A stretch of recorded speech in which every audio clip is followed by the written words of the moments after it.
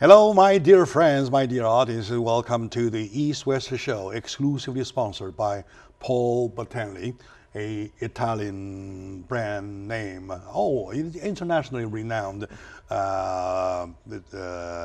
men's suit for tradition, for lifestyle, for technology, for everything, such as what I'm wearing, a jacket. All right. So back to the show. Today we're touching base with you about our own community. Our own community being the area we live in, the area we call home.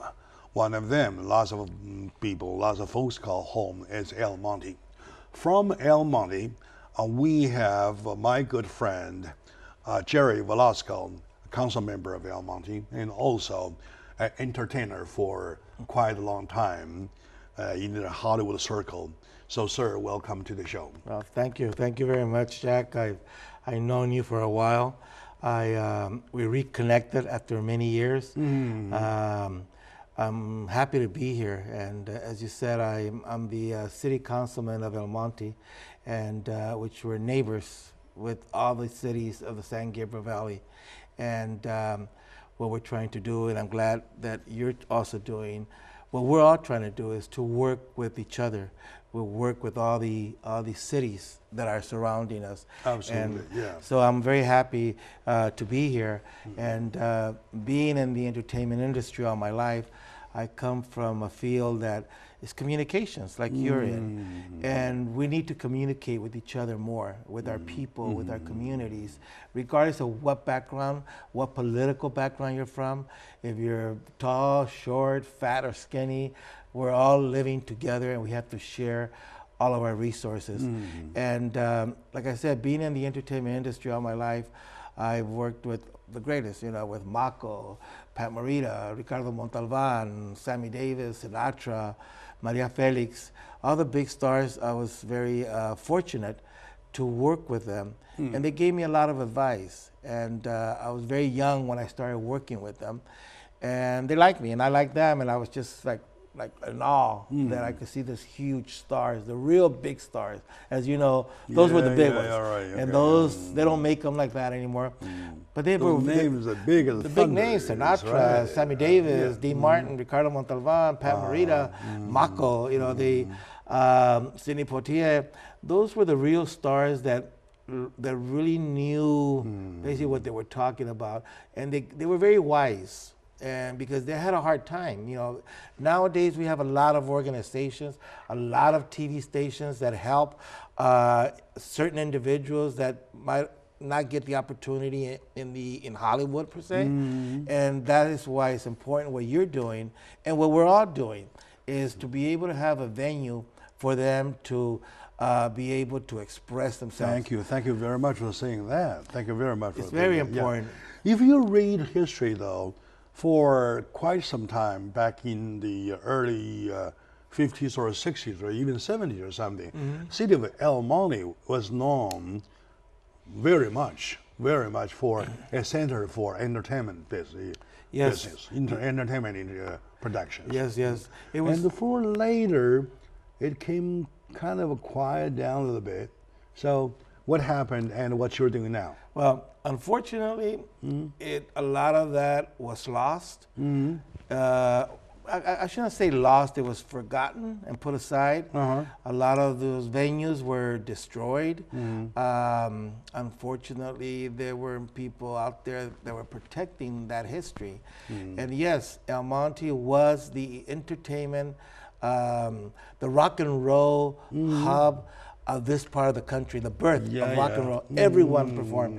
And as we know, as you may remember, or as you might have read, or people that don't remember, did not live it, you probably read it, there was a lot of racial discrimination in that time, back in the 40s and 50s and 60s.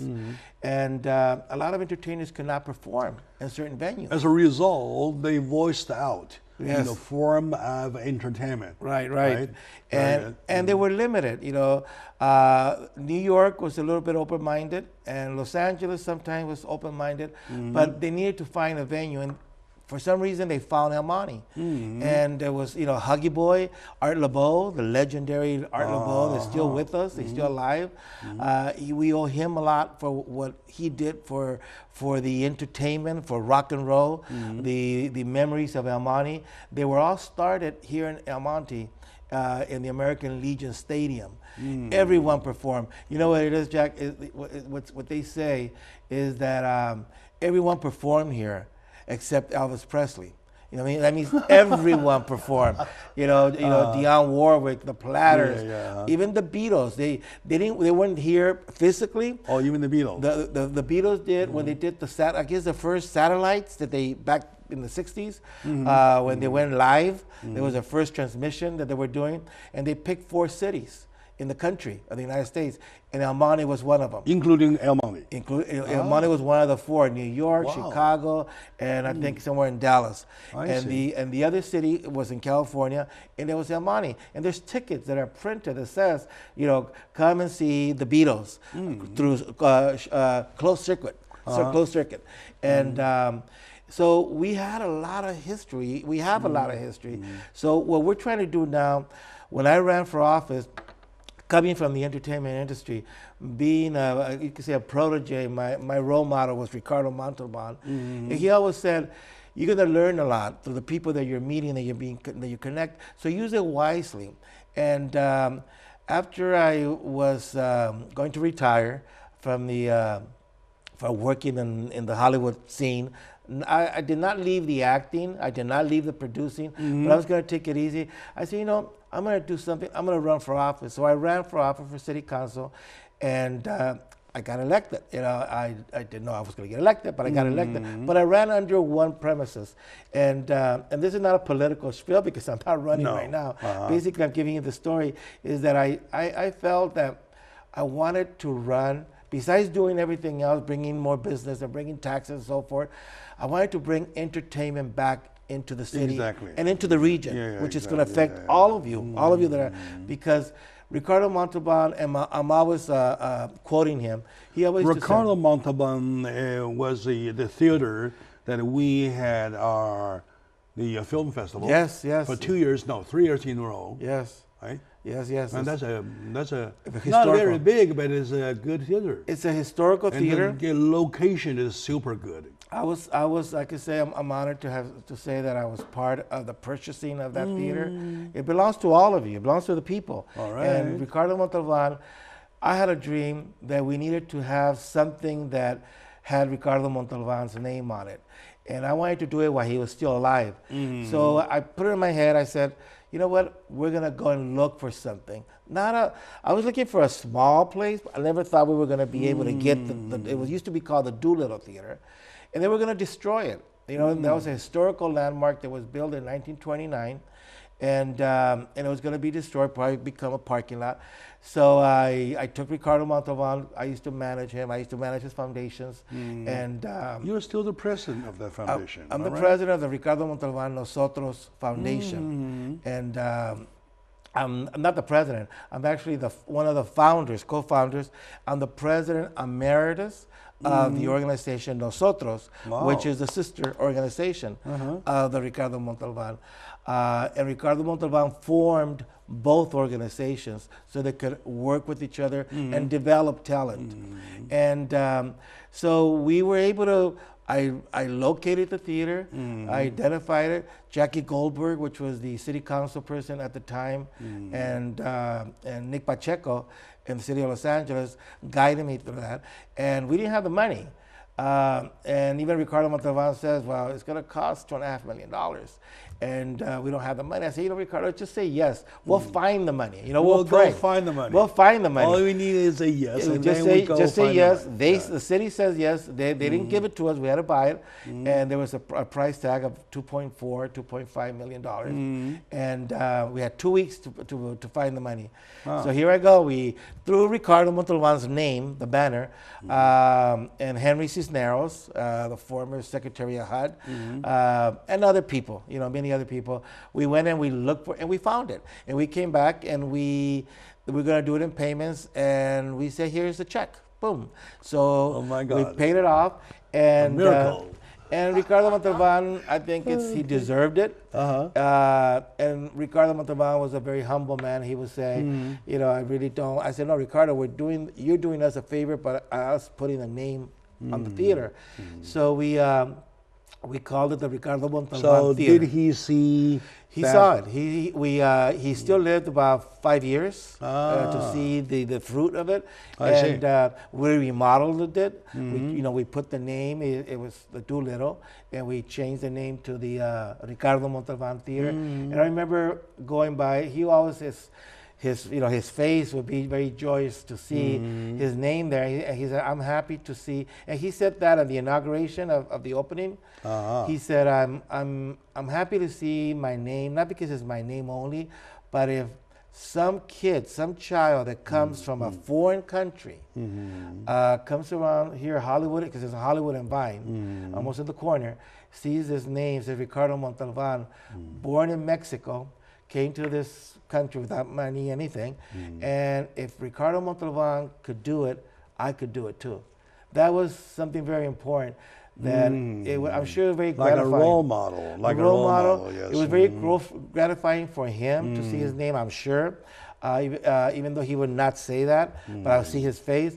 But mainly it's because he would see that other people that think they cannot make it in whatever business you're in, they could say, how could an immigrant that came to this country without papers, that's a living example. Look what he has, a building named after him, Hollywood and Vine, which is the biggest theater in the United States of that size, a theater of that size that has you could say a non-English name, Spanish or whatever. This is the biggest theater in the United States with a name like that of a minority. Sure. All right. My dear audience, today we got a chance to learn from history, quite a big piece of history.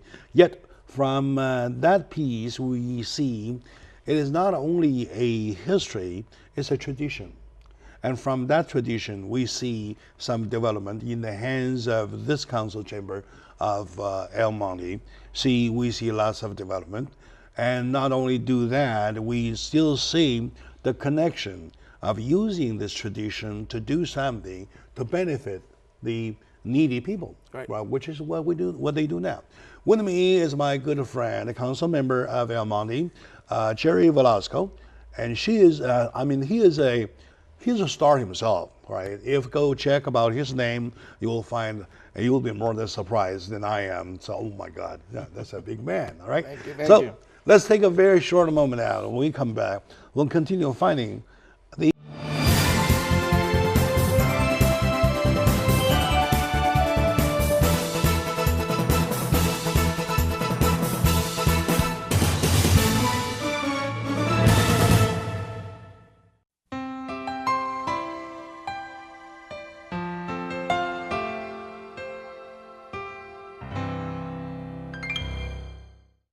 Hello, dear folks, dear ladies and gentlemen. Welcome back to the From East to West show, exclusively sponsored by Paul Batanley, an internationally renowned masseuse that represents culture, fashion, lifestyle, technology, and everything. All right, so I happen to be a happy owner, a lucky owner of one of the jackets. So.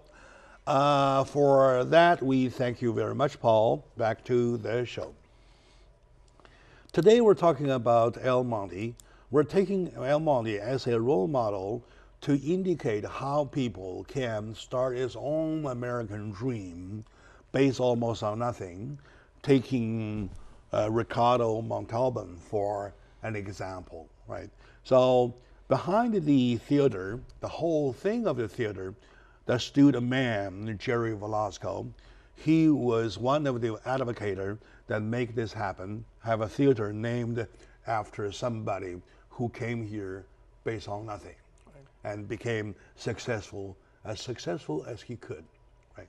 So now that leads to the tradition of El Monte being a center of entertainment business. It was quite a hot piece during the last century sometime, and later came down, quieted down a little bit. So it looks that you are making a comeback. Right? How are you going to make it come back, and what you do now, please? Well, how we're going to be able to make the comeback that in a big way, a big splash is we cannot do it alone. We need you, we need you, we need everyone.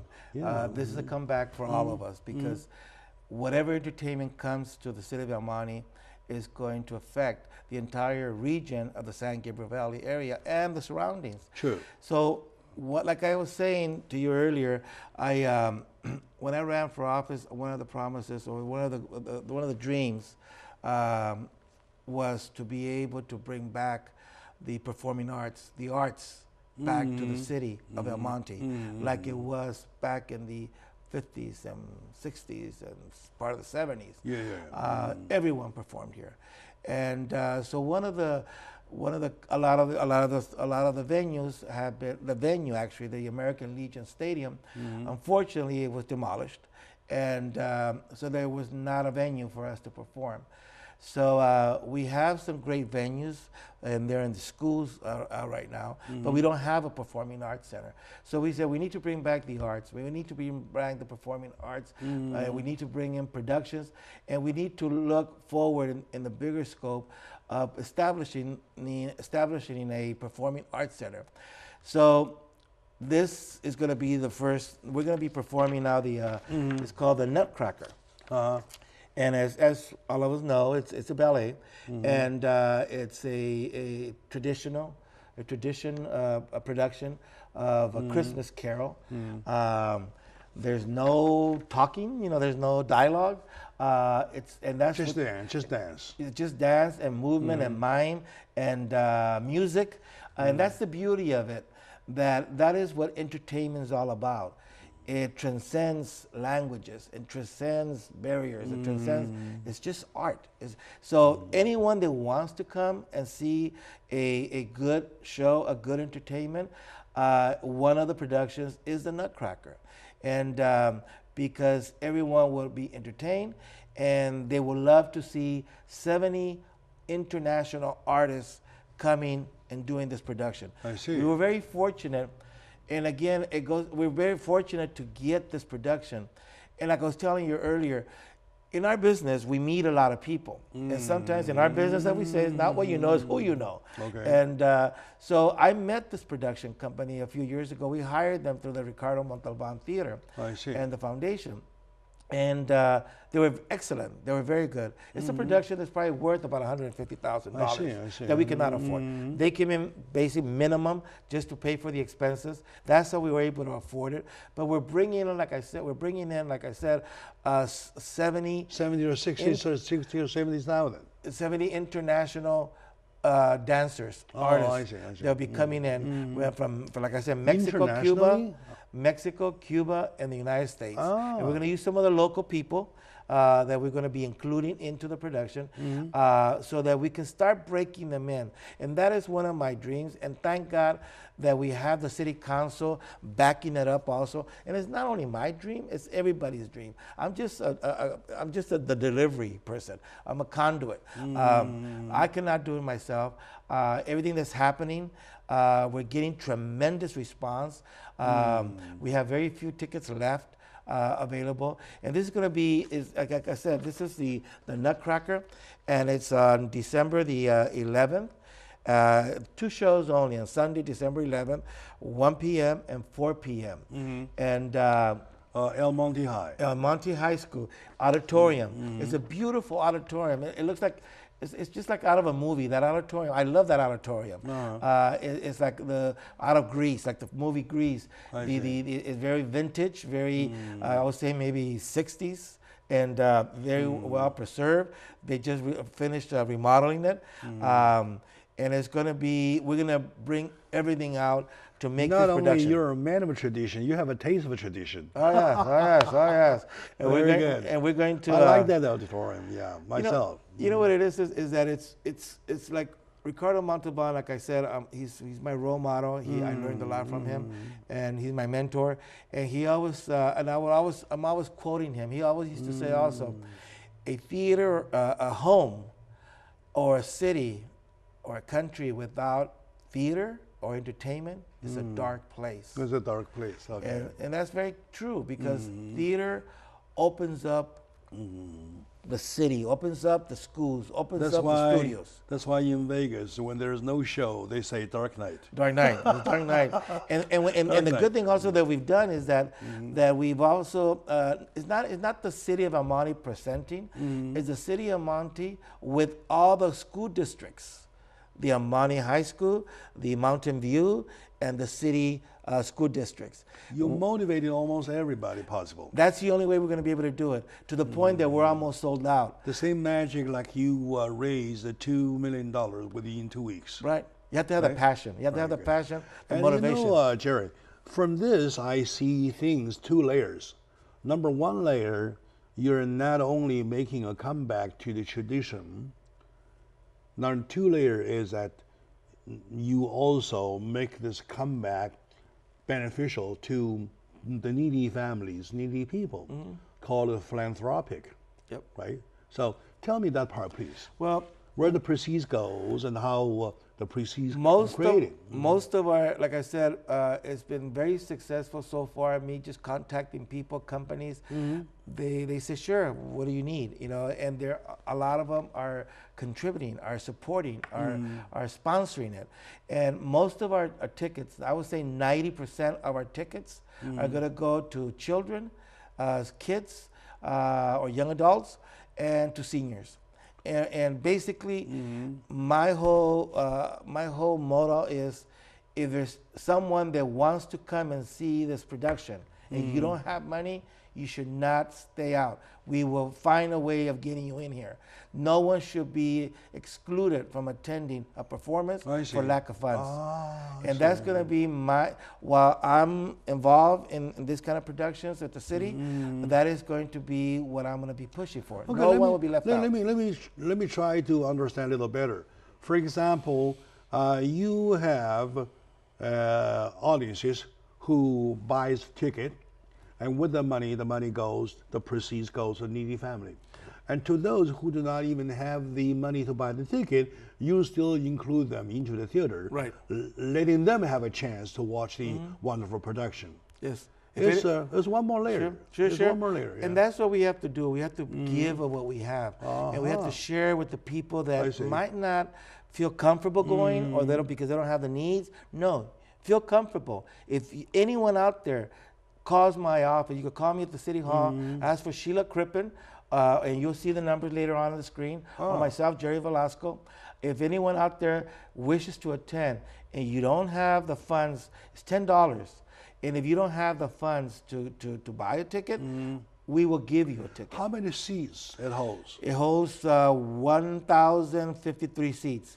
And going back to your question, you were saying, if, for example, the business people have been very supportive, they'll say, our sponsor will say, okay, here's a certain amount of money, you know, whatever the amount is. Yeah, go do it. And to do it, and you know, just give me 2 tickets, you know, from my wife and myself, and give the other tickets to whoever needs them out there. So a lot of that has happened, and that's how we were been able to give those tickets to those kids.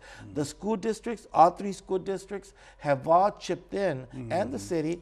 There's 4 partners. Okay, in that case, I got started buying some tickets for me and my wife. Okay, great. Right, good. Okay. And we'll keep that in mind. And now we'll just go. Sure. Just go for it, right? All right. And today, my dear audiences, we're talking about our own community, yet we're talking about a big piece of Hollywood tradition.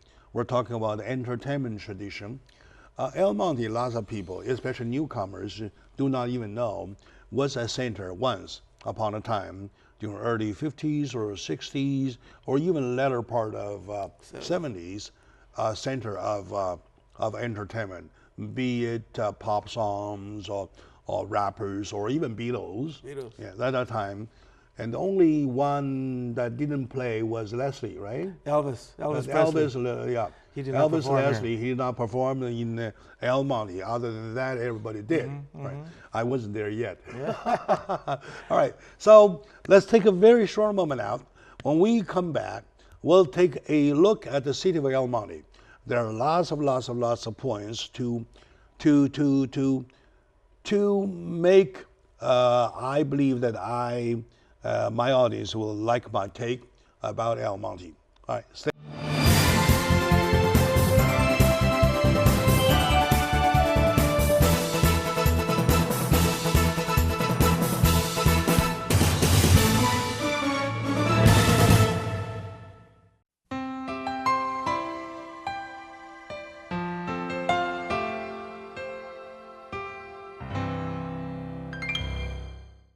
Hello, my dear audiences. Welcome back to the show, especially when you happen to be in the southern part of California, namely Greater Los Angeles, namely El Monte, San Gabriel Basin area.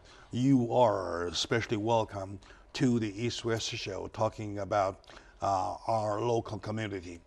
And this show is exclusively sponsored by Paul Batanley, an internationally renowned men's style for a brand name, and it is highly recognized at the high-profile events, and it represents lots of things: culture, style, technology, and everything, right? So, Paul, thank you for sponsoring. With my friend Jerry Velasco, wonderful council member of City of El Monte, I seem to go back into history, and also I seem to open the window looking into the future, both ways, right? So, and all the credit goes to the wonderful council members of this chamber, and lots of help of small business owners, even the audience, the community members, and with them together, you're trying to cultivate the community itself by using the tradition. Apply the tradition to philanthropic activities, right? In celebration of the holidays, right? Good. Right. Now, I believe that you do not have one production only. You have something else going on. We have two. We have two. Yeah, go ahead, please. All right. But Jack, before we get into this, I would just like to, you keep mentioning Paul Batanley. I love your suits, so I'm gonna look him up. I mean, because I like what you have. Go ahead, yeah. And I think it's important that we as audience, and when we see a sponsor that is sponsoring us, like the sponsors that are sponsoring our productions or our city events or our school events, in this case the show, let's go see them. Let's go see that person, because that's the greatest thank you can do. Is go and thank them. You are okay, right. that's a plug for You're making sponsors. a huge point. You're making a huge point. Yes, it's very important. Some people say, "Oh no, sponsors are extremely important. We could not do it without you." Thank you for sponsoring. Good, very good. Sure. Thank you, Paul. And we thank all the sponsors of your event, Yes. right? Because without them, there couldn't even be an event. Could not do it. Right. Okay. Very good. So we just put this aside, which I booked two tickets already. Great, thank you. And let's talk about these two, please. Okay. The other one is the Nutcracker we discussed, like you said, and now we're going to be discussing also there's a new one, another one, not a new one, but this is going to be our 13th annual. It's called Tamalada, and for people that don't know what Tamalada is, it comes from the word tamal, the tamale, and basically it's like a festival of tamales. And businesses from the surrounding area, not only from El Monte, from within the San Gabriel Valley area or Los Angeles, that want to donate, and they contribute their time and their food. They come and we set up maybe like 20. What is tamale, though? A tamale is a dish. It's a meal. It's made out of corn, the dough. And it's a lot of work. They smash the corn, and that's where the tortillas come from. The tortillas, the corn tortillas. I see. But so before it becomes a tortilla, it's like a dough. They mash it up. Okay. They just smash it up, and then it becomes like putty. Like a little dough. Here I am doing like the tortillas. That's how they used to do the original tortillas. They used to get a little ball of dough, of corn dough, and roll it, and put it in a little ball, and then while it's wet and soft, and put it in your hands, and they used to go like that and make a little circle, and that was the tortilla. Well, what you do is you make like the tortilla, and then you get meat and whatever, chicken or cheese, and you stuff it in there, and then you fold it. and then you fold it as a dough, and then you get the corn, the husk, the thing that covers the corn. You get them, they're dried, and then they put them in there. The dough's in there, and then they fold the dough inside of the husk of the corn, and then they wrap it, and then they boil it. They steam it. They don't boil, they steam it. I see. So, and you have something similar also in the Asian culture. I just can't remember what they are. The Argentines also have something. They call it empanadas. But they fry them. So this is a tamal. It's a dish. It's a meal. It's a big meal, and then you complement it with rice and vegetables. There is a saying, which I believe also, if you want to understand a culture, try food. Oh yeah, yes. Because food represents culture. Yes. Right? Yes. And back in China, if you're talking about the far northwestern people of China, you taste lots of spicy food. Yes. Because those people there are spicy. Yes. Yes, very You're spicy. Right. We're very spicy. Yeah, you're very spicy. They say we're too. temperamental. We're not temperamental. We're spicy. Well, temperamental is only another word to call it spicy. Yes, spicy. Yes. Right? Oh, very good. Yes, that's go good. ahead. That's a good one. But no, but and you're right. Going back to this comment that you just made about the foods in our countries, exactly. in our own countries, from your country, my country. Food is very sacred in some countries. In our country, it's very sacred. Say in Mexico, I was born in Mexico, and I'm sure in your countries and other countries they're very sacred. And that's why it gets me very upset when I see TV shows when they're playing with food and they're throwing the food and they make that is so disrespectful. But no, well, going that's back a different story. That's a different story. That's another show. That's another show. But no, going back to our tamales. This is a fundraiser. It's a traditional annual event where we have. And we use the excuse or the reason to have a fundraiser, and we call it tamales, tamalada. And that's a Tuesday, right? It's going to be. This is going to be on either Tuesday or Thursday. One of the Tuesday. That's a Tuesday. Is it? Is it? Well, you'll see it here on the flyer, and you'll see the numbers also. It's also a fundraiser, and the fundraiser is to help children that want to go to college. And we also not only help them and guide them, but we also teach them how to save money and to have a banking account. And we teach the children, but we also teach the parents. That's good. Because a lot of our parents, especially the immigrants that come from other countries, they're just trying to survive. They're trying to make ends meet. And sometimes they don't have that much money to save. But we teach them and we tell them, if you save even a quarter a day or a dime a day or $1 a month, you would, and it's proven that a child, we're involved. I'm the vice president of an organization called El Monte Promise, and the El Monte professionals are putting this event on, and as vice president and as a group, what we are doing is that we are teaching them how to save, how to dream, not only dream, but say it's not only a dream, there is a reality that you could go to college if you try hard enough. So we're giving them the tools and helping them so they can be able to go to college, and it could be from any background. The way I see it very, very uplifting, and it is pointing the very right direction. I heard one saying, I don't know how popular it is, saying that the best habit of managing your money starts with a piggy bank. Yes. If you want to learn that, better start early. When you start early, you start with a piggy bank. Yes. Right, something like that. Yes. Right. And it's very true. I hate to use myself as an example, but myself, the reason I come from, they taught us, somebody took the time, there was an institution, a bank, that took the time to teach us how to save. And they used to go to the schools and collect, 25 cents every month. And I don't know how they did it because the time-wise.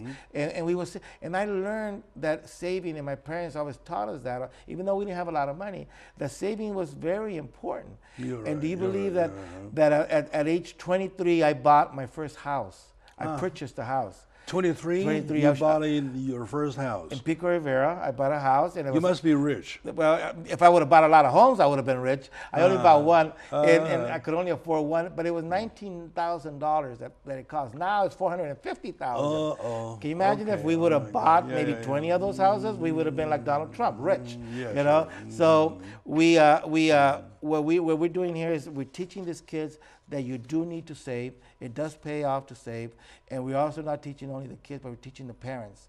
And it's all the school. We not only is the city doing this, we're partnered up with this organization El Monte Promise, but all the school districts so also sign a memo of understanding. So we've been helping all the students that the school districts of El Monte reach, all the way to basically to Rosemead, and all the way to here to the 605 freeway. So, and we want to expand to other cities, to the San Gabriel Valley area in general. So this is the fundraiser, and this is going to be on December the 15th, on Thursday. I can just say this.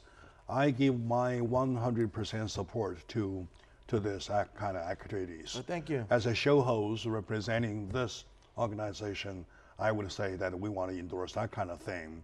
And once again, of course, whatever I say represents myself only. Right. And I would rather do this than teaching the kids how to use the third bathroom.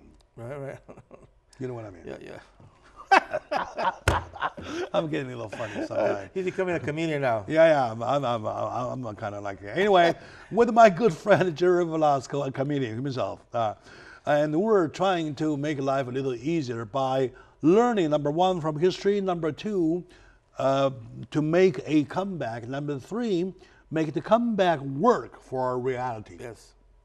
Speaking of reality, we better make it work for our children. Yes. Right. And you know, Jack, I don't know if we have any more time, but basically, it's very important. Our city council told me to say hello to you, Juventino Gomez, our mayor, that's your buddy, and our mayor, Andre Quintero, Victoria Martinez, and Norma Macias. And we have a very good council. And it's not that I just want to plug them, it's important that I mention them because it's without the council working together, we couldn't do any of this. And we have an obligation That's absolutely to true. work with each other, not fight with each other.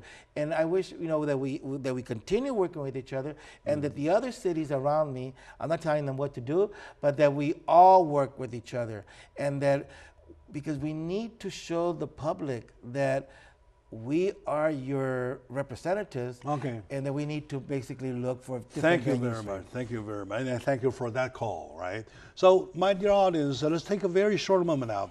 When we come back, we take El Monte as a bigger picture to see how the city have been doing. And there are lots of things, like I said last segment, that I would like to once again point out that sets as the role models of what to do as a city. Stay with us.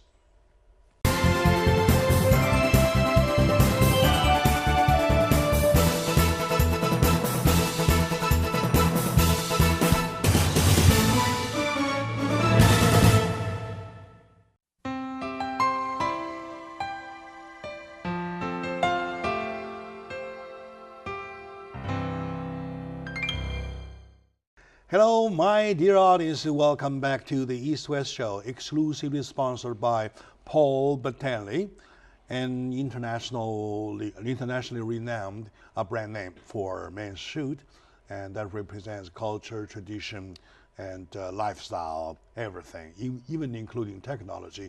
Paul, thank you for sponsoring.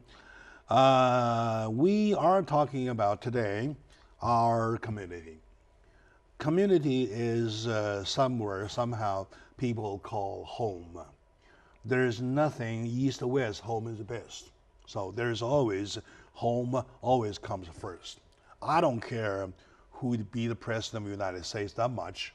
I do care about who be the one leading the community. Right? By logic. That's where it all starts. By logic, it works more this way, right? Yes. And by that, I would like to seriously introduce to you my good friend, Jerry Velasco. We go back many, many years. Only we lost a little bit. Yes. Right? Okay. Now we're making a comeback ourselves, right? Good, very good. Talking about comeback of the tradition of El Monte being a center of entertainment business for quite at least 3 decades in the past century. And now they're making a comeback to work for not only for tradition, but also for the coming generation, right? For that, we have lots of events going on. We have the, why don't I give you the chance to say it again, please? Sure. Yeah. Well, Jack, again, thank you. As I was saying earlier, we have 2 productions, one of them being The Nutcracker, which is a Christmas carol that would be at El Monte High School Auditorium on December the 11th. 2 shows, 1 and 4 p.m. 70 international professional artists on stage, and we're from Cuba, Mexico, and the United States. And we're going to put in some local people from here. I mean, needless to say, there are lots of flamenco dancers. Right, and this is they're going to be dancing all night long, and you're on your toes. They have that, right? Yeah, excuse me. And you have music, and you have dancing and mime, and I like the male dancer too, kind of like this. Like that kind, right? It looks very stylish. Very Russian, like a Russian dancers. They do. You're right, they do that whole dancing. Right, It's a spectacular show. Very entertaining. It doesn't matter where you're from, what language you speak. You will understand it because there's no dialogue. It's all music and fun and mime and movement. Even without the music, Right, the music. rhythm. The The rhythm. rhythm itself. Yes. The costumes. All that against you read the costume, true, Yes, right? yes. So I agree. and it's gonna be full of kids, full of grown-ups, full of sponsors. It's been a tremendous experience because the people have responded to this, and the council right away just embraced this. The staff, the school districts, our partners, all the school districts in El Monte, and that's why we were saying earlier. That's why things do work when you work as a unit, and I call it as a family, because basically we are catering and we're bringing this for the people, for our family, and all of the city and the surrounding areas. And the San Gabriel Valley should be considered as part of our family, because I consider myself part of Covina, part of Pico Rivera, part of whatever, So that's very important. Then on December the 15th, December the 15th, we are having the tamalada, and basically this is a fundraiser also to be able to help kids, give them an opportunity if they have a dream, and if they don't, let's bring the dream to them, make a reality that they want to go to college. Let's help them. Let's teach them how to save money. And so that teach them how to save. Save, and it's proven that 8 out of 10 children that save go to college. We don't know why, but that is proven. So that's why it's very important that we teach it. And these are all fundraisers. And the Nutcracker, like I said, one thing that I forgot to mention earlier is that one of the things that I also have, I said I'd like to make a promise, or I'd like to make a commitment that I'm going to try, with the help of everybody, to establish a performing arts center. And this is going to be the beginning. See, why not? Of the performing arts center. Why not? And probably EDI and El Monte can join hands. Yes, we're looking around for some investment opportunities by putting something like a center or something. Right. Okay, very good.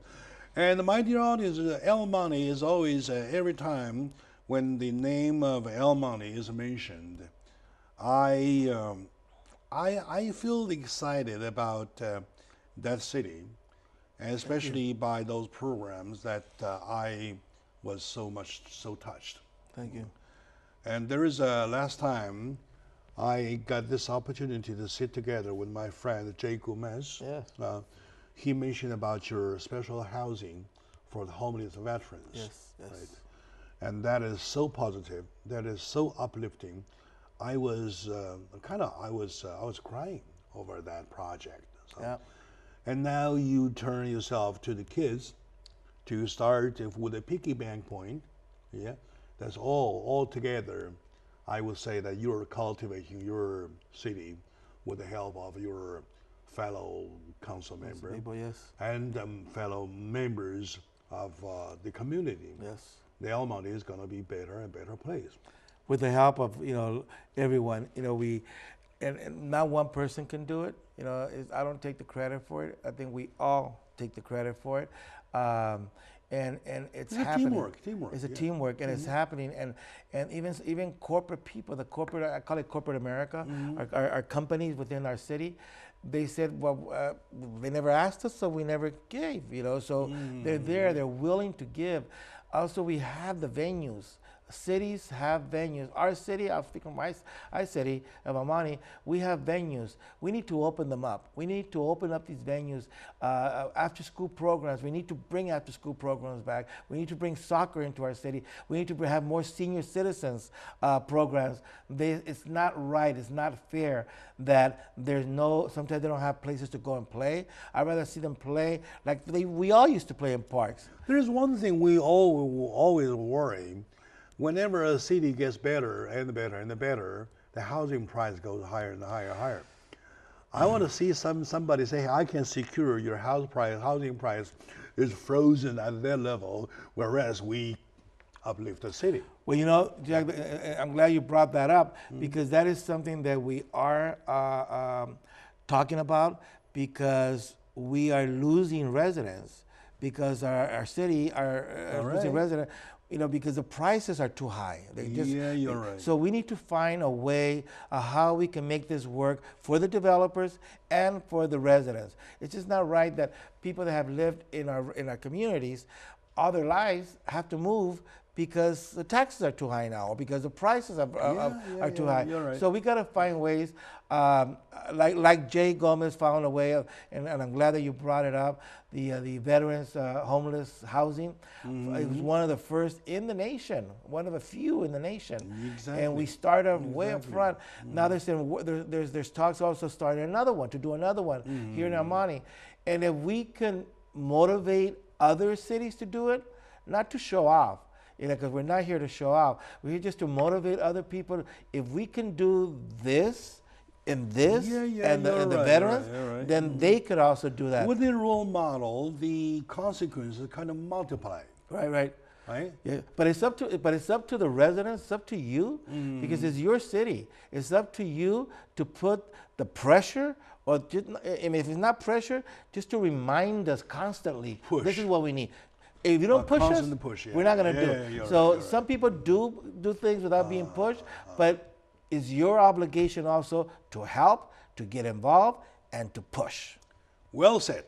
Very well said. So we're over time already, my dear audience, but I believe that it works for everybody's while, right? Okay. Today with my friend, Jerry Velasco, council member of El Monte, beautiful city of El Monte, I'm once again having a very, very good time. And my salute to all the members on the council and also to the residents of El Monte. To my audience, thank you very much for watching. To Paul Batanley, thank you very much for sponsoring. And like Jerry says, he probably wants to go for Paul Batanley. I said, right? Paul. Okay, thank you very much. Paul. Audience, I'll see you next thank you time. very much. All right, good. Thank you.